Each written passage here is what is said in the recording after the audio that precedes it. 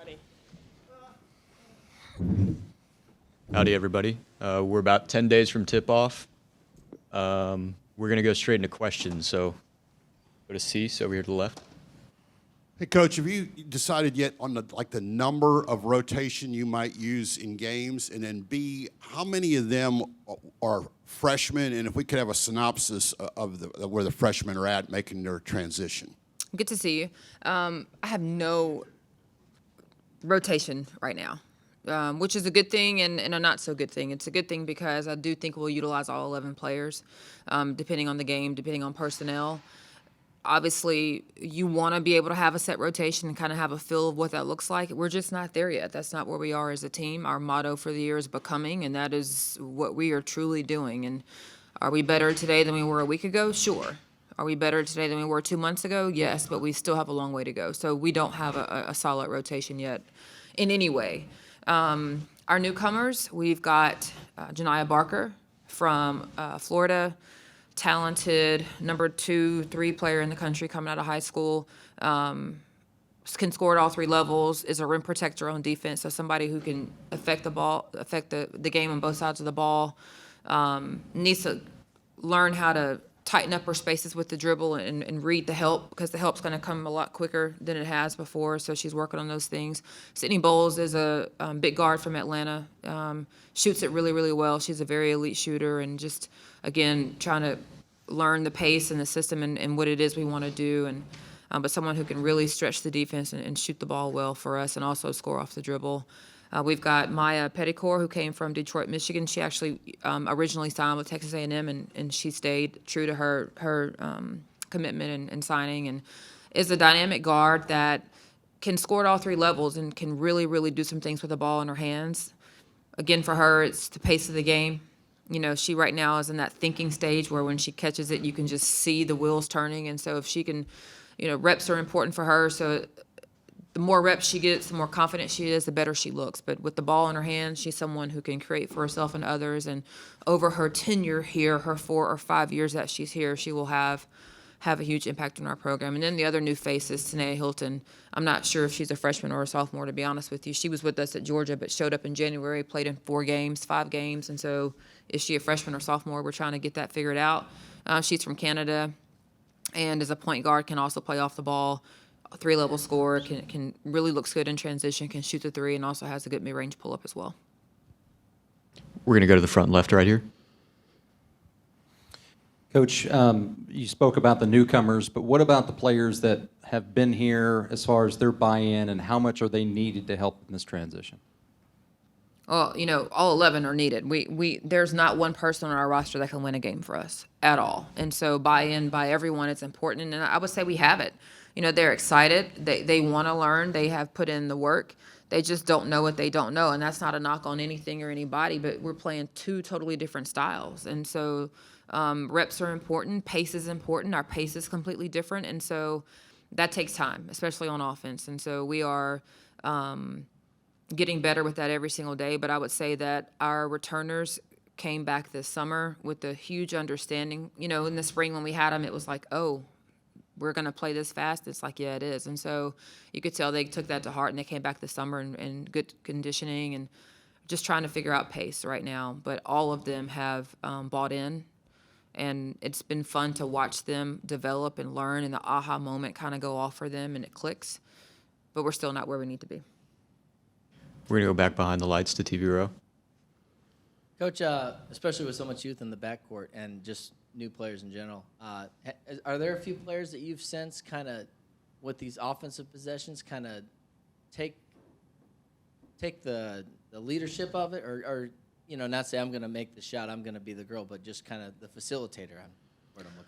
Yeah, well, that's what's challenging. I mean, you talk about youth; they're all young, even if they're not young in age. They are very ill-experienced. The players that returned, our newcomers, they don't have a ton of playing experience. You take Patty and Roby out of it, and most of our returners didn't get to play much last year because of the starters that have been in the program the last couple of years. And so everybody's young. We're the 2nd youngest team in the SEC. So do they want to do the right thing? Do they want to facilitate? Do they want to take on leadership roles? I think they want to. Are they doing that right now? No, we're not at that point. There's days where, Patty looks really good, and there's days where Sahara looks really good, and there's days where Janiyah looks really good, and KK looks really good, and then there's days where they don't. And so it's the consistency piece for all of our 11. I keep saying 11 because Malia Johnson has the torn ACL, so she can't play this year. So there's days. So we've got to figure out the consistency piece. And when you haven't had to lead, when you haven't had to be consistent and show up every day because they did not play, that takes time. So there's nobody right now who has owned that. We'll go to the middle left here to Rob. Howdy, Coach. Howdy. So you said you wanted to play fast. Yeah. Can you play fast with this team? We can. It's going to be ugly at the beginning, right? We're turning it over a ton, way too much. But when you have a team that's not used to playing fast and you ask them to do that, we're going to turn it over some. We hope to cut that down. I think the only way you figure out how to do it is to do it. You can't say when I get these people in or when they have another year to figure it out. You've got to play your style from the beginning. And so that's what we're doing. And it's getting better, but it's not fluid.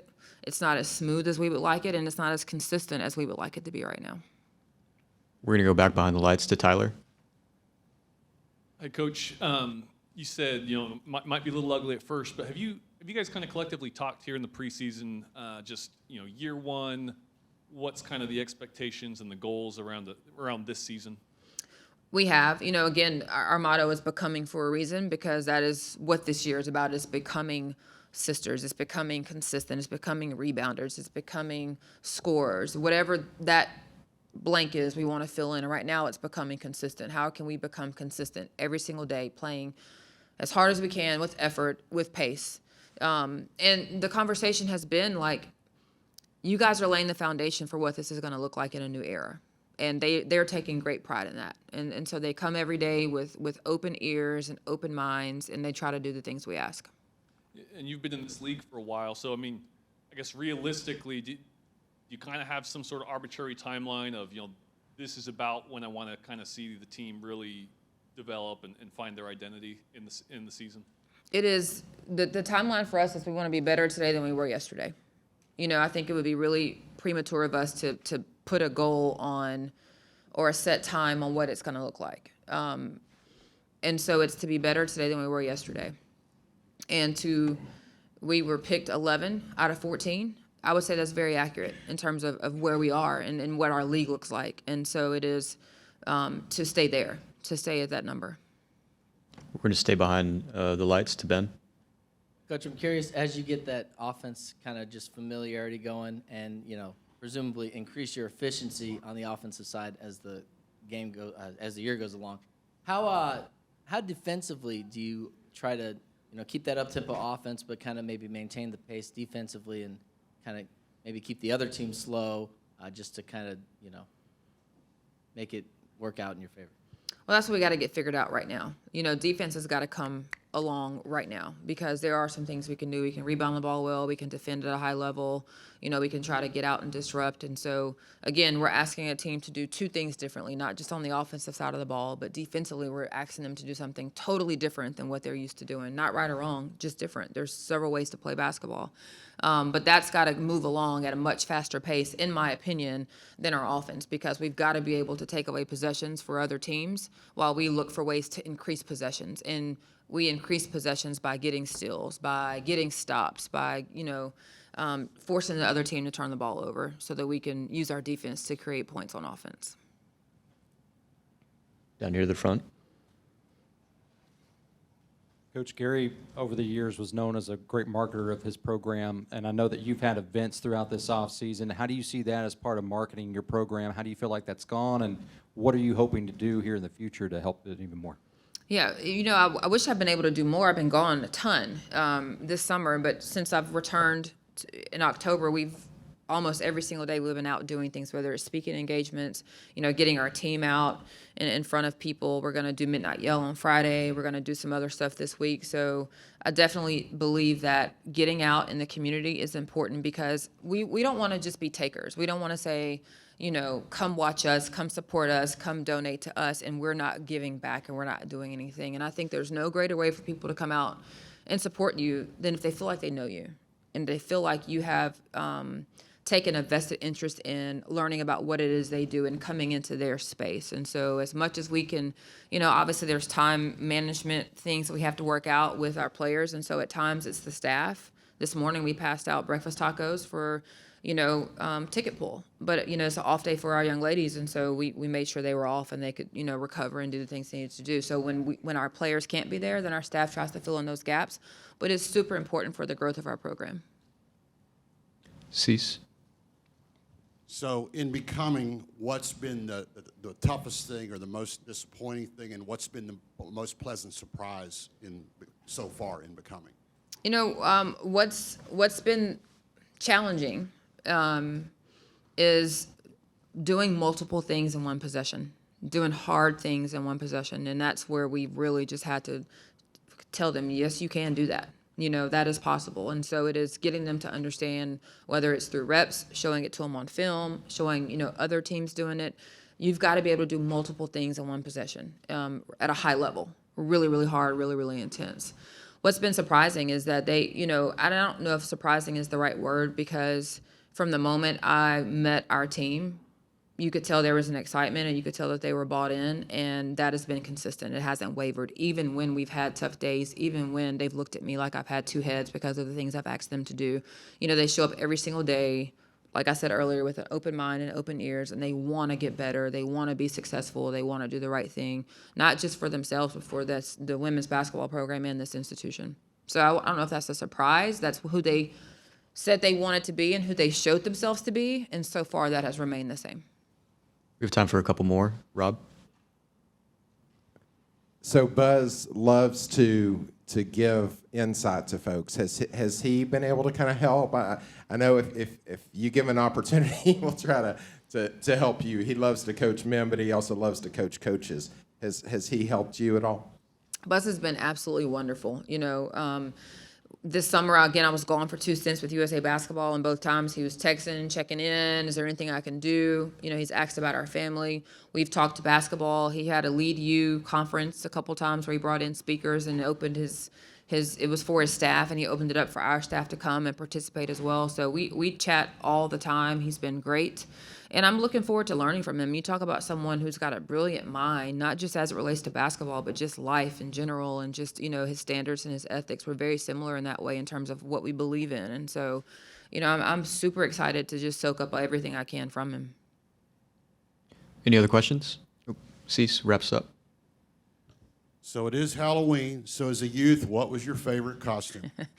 I won't even say as a youth. I like to get dressed up now. Halloween is a really, especially now with the kids, we really get into it. I would say my favorite costume as a kid probably was Little Red Riding Hood at one point. And then lately over the years as an adult, I've had some pretty good costumes too. I was TLC, the singing group TLC. Myself, Meredith Mitchell, who was our director of business operations, and Catherine Graham, who was an assistant coach. When we were, prior to coming here a couple of years ago, we were TLC. And then I've been Beyonce. My husband, Darius, was Jay-Z, so we've gone as Beyonce and Jay-Z on Halloween, and then Ike and Tina Turner. I've been Amy Winehouse on it, so I go back and forth, but I'll get into Halloween a little bit, Steve. I have no plan tonight. This is the first year in probably 4 or 5 years that I will not dress up. I got back in the country October 5th. Normally by that time, everything's already ordered and figured out, and I didn't have time to get anything done, so. Perfect. Thank you, Coach. Thank you.